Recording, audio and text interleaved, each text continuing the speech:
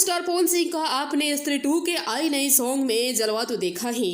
और आई नई सॉन्ग की मात्र एक महीना में 224 मिलियन व्यू के साथ अपार सफलता के बाद पवन सिंह का जो है बॉलीवुड में गानों की और प्लेबैक सिंगिंग की और बहुत सारे गानों की लाइन लग चुकी है।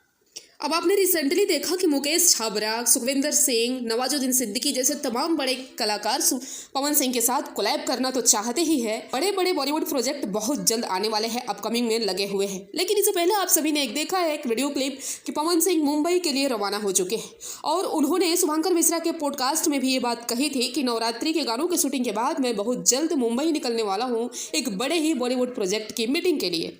तो ये मीटिंग और भी मूवी को लेके भी हो सकती है, लेकिन उससे खास बात उससे पहले आपको हम बताना चाहते हैं कि आप सभी के पावर स्टार राजकुमार राव की नेक्स्ट मूवी के गाने में भी बहुत जल्द दिखने वाले हैं।